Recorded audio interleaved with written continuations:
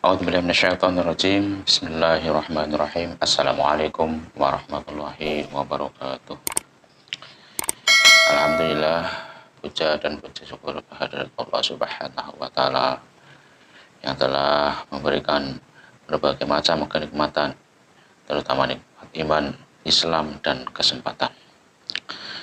Salawat dan salam kita haturkan kepada junjungan Nabi Agung Muhammad sallallahu alaihi wasallam, yang moga-moga kita semuanya umat Islam yang beriman diberikan syafaat kelak pada yaumul qiyamah.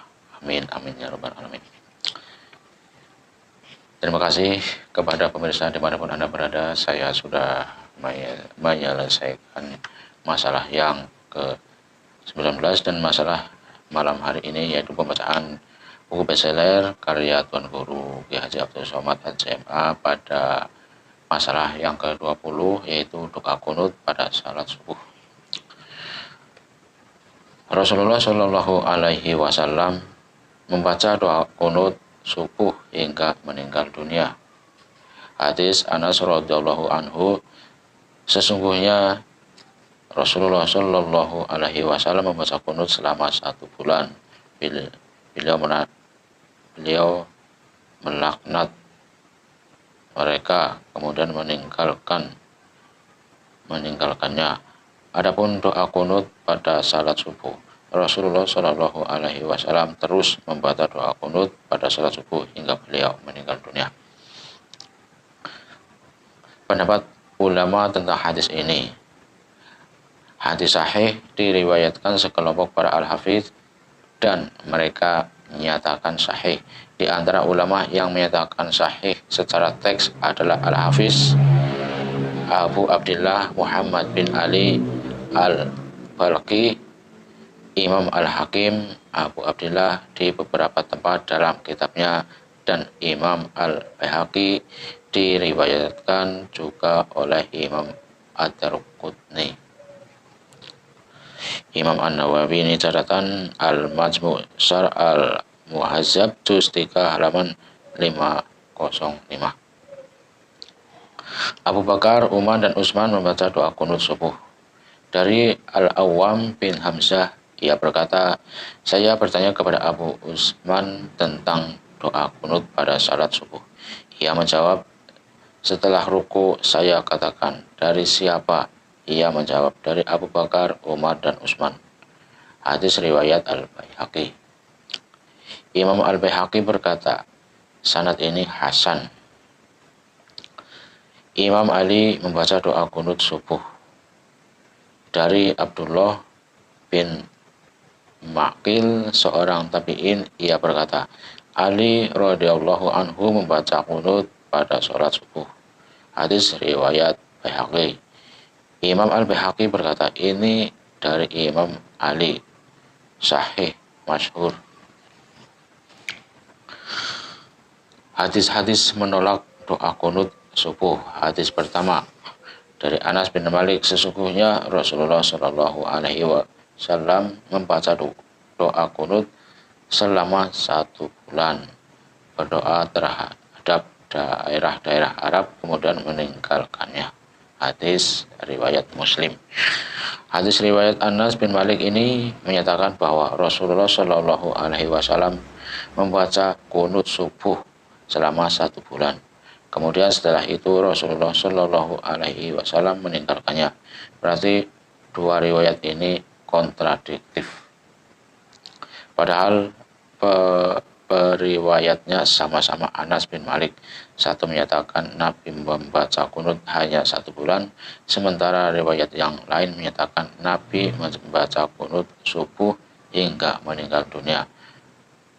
Berarti ada kontradiktif. Tidak ada kontradiktif karena yang dimaksud dengan meninggalkannya bukan meninggalkan kunut, akan tetapi meninggalkan laknat dalam kunut. Laknatnya ditinggalkan, kunutnya tetap dilaksanakan. Demikian riwayat Al-Baihaqi. Dari Abdurrahman bin Mahdi tentang hadis Anas bin Malik, Rasulullah Shallallahu alaihi wasallam membaca kunut selama 1 bulan, kemudian beliau meninggalkannya. Imam Abdurrahman bin Mahdi berkata, yang ditinggalkan hanya laknat.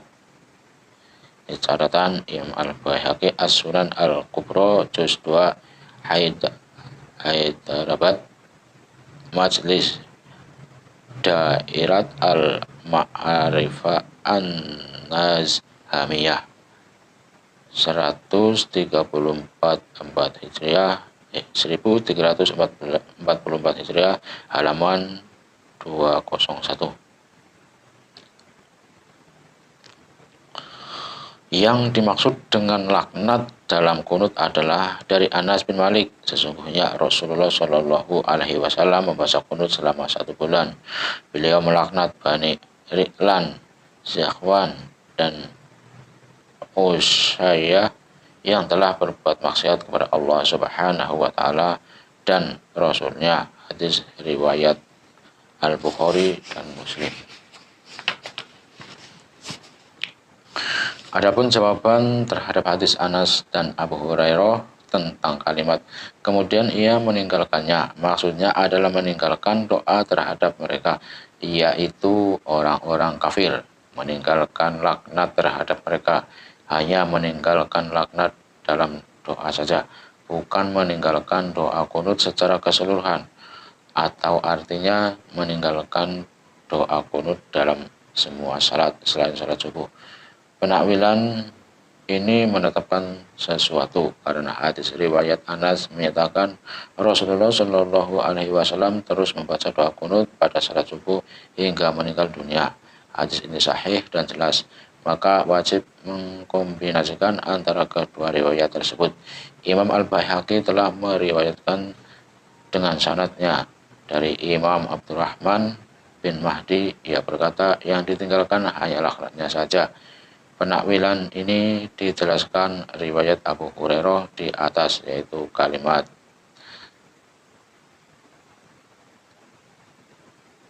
kemudian Rasulullah SAW meninggalkan doa laknat terhadap mereka. Ini catatan Imam An-Nawawi Al-Majmu' Syarh Al-Muhazzab juz 3 halaman 505. Hadis kedua menolak kunut dari Abu Malik Al-Ashja'i, ia berkata, saya bertanya kepada bapak saya, wahai bapakku, sesungguhnya engkau salat di belakang Rasulullah Shallallahu Alaihi Wasallam, Abu Bakar, Umar, Utsman, dan Ali bin Abi Thalib di sini di Kufah lebih kurang 5 tahun. Apakah mereka membaca doa kunut? Bapaknya menjawab, wahai anakku, itu perbuatan yang dibuat-buat.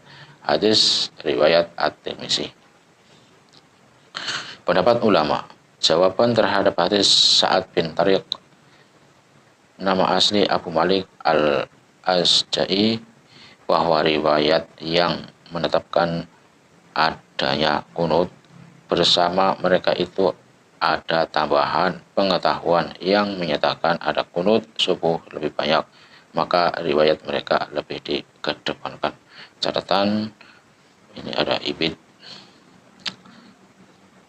Hadis ketiga menolak kunut dari Abdullah bin Mas'ud, ia berkata Rasulullah Shallallahu Alaihi Wasallam tidak pernah membaca doa kunut dalam salat-salatnya. Pendapat ulama, demikian diriwayatkan oleh Muhammad bin Jabir As-Suhaimi, statusnya matruk. Ini catatannya Imam Al-Baihaqi As-Sunan Al-Kubra juz 2 Hyderabad Majlis Dairat Al-Ma'arif An-Nizamiyah 1344 Hijriah halaman 213.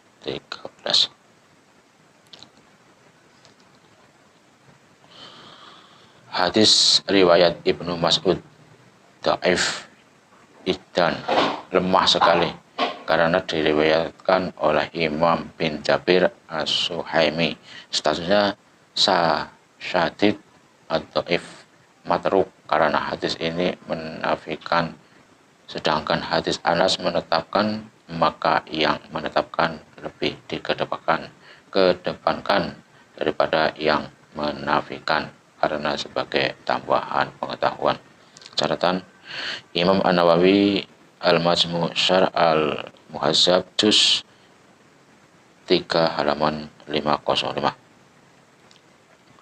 Hadis keempat, menolak kunut dari Abu Qatadah dari Abu Mijlas, ia berkata, saya salat bersama Ibnu Umar pada salat subuh. Ia tidak membaca doa kunut. Saya katakan kepada Ibnu Umar, saya tidak melihat engkau membaca doa kunut. Ibnu Umar menjawab, saya tidak menghafalnya dari seorang pun dari para sahabat kami. Pendapat ulama, sebagian sahabat terlupa atau lalai tentang bagian sunnah. Itu tidak dapat merusak riwayat sahabat lain yang ingat dan menetapkannya. Catatan Imam Al-Baihaqi, Logik. Pendapat ulama lagi,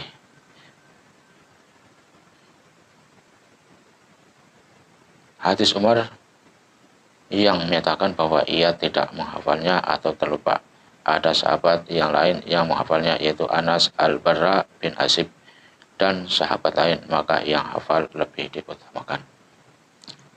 Hadis kelima, menolak kunut dari Abu Anas, sesungguhnya doa kunut pada salat subuh itu bid'ah. Pendapat ulama, hadis dari Abu Abbas adalah dhaif dan lemah sekali.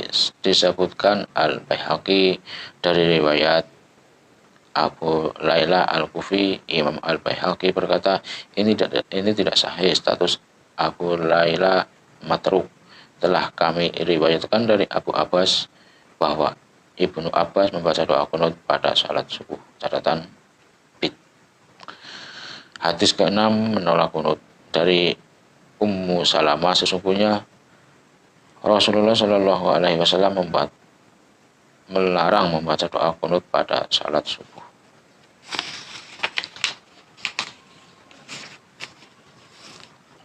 Pendapat ulama, hadis Ummu Salamah adalah hadis dhaif karena diriwayatkan oleh Muhammad bin Ya'la dari Al-Basah bin Abdurrahman dari Abdullah bin Nafi dari bapaknya dari Ummu Salamah. At-Tadaraquni berkata, ketika orang ini semuanya dhaif, tidak benar bahwa Nafi mendengar dari Ummu Salamah. Wallahu a'lam bishawab. Ini catatan Imam An-Nawawi, Al-Majmu' Syarh Al-Muhazzab juz 3 halaman 505.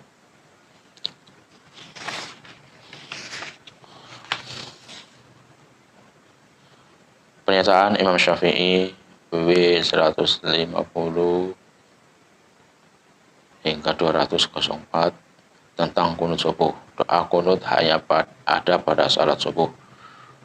Tidak ada doa kunut dalam salat-salat kecuali pada salat subuh, kecuali jika terjadi bencana, maka membaca doa kunut dalam semua salat jika imam berkehendak. Ini catatan Imam Syafi'i, Al-Juz 1 Abairut Al-Ma'rifah 1393 Hijriah halaman 205.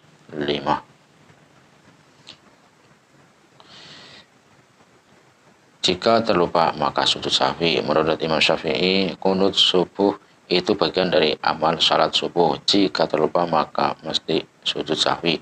Imam Syafi'i berkata dalam kitab jika seseorang meninggalkan doa kunut pada salat subuh, maka ia sujud sahwi. Karena doa kunut itu bagian dari amal salat dan ia telah meninggalkannya. Catatan Imam Syafi'i, Juz 1 Bairut Al-Ma'rifah 1393 Hijriah halaman 132.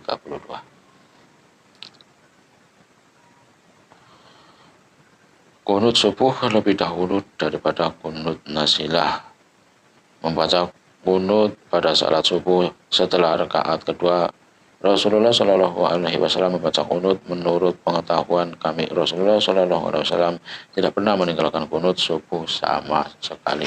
Rasul membaca kunut ketika datang perintah pembunuhan di sumur Ma'unah selama 15 malam. Beliau berdoa laknat untuk orang-orang musyrik dan dalam semua salat.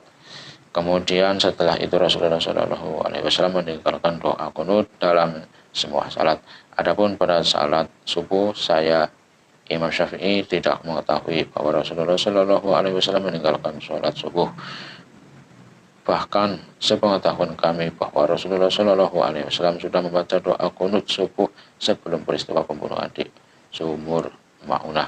Kemudian dilanjutkan setelah peristiwa itu Abu Bakar, Umar, Ali bin Abi Thalib, dan pada sebagian masa pemerintahan Utsman semuanya membaca kunut subuh setelah Rasulullah Shallallahu Alaihi Wasallam. Terima kasih atas perhatiannya. Saya cukupkan sekian dulu, dan ini ada besok saya akan melanjutkan kunut subuh menurut mazhab para imam. Yang pertama menurut Imam Syafi'i. Demikianlah pesan ini, ada kata-kata yang tidak pas dalam membaca. Saya mohon maaf. Mohon dukungannya dan like, komen, dan subscribe, share. Terima kasih. Wabillahi taufiq wal hidayah. Wassalamualaikum warahmatullahi wabarakatuh.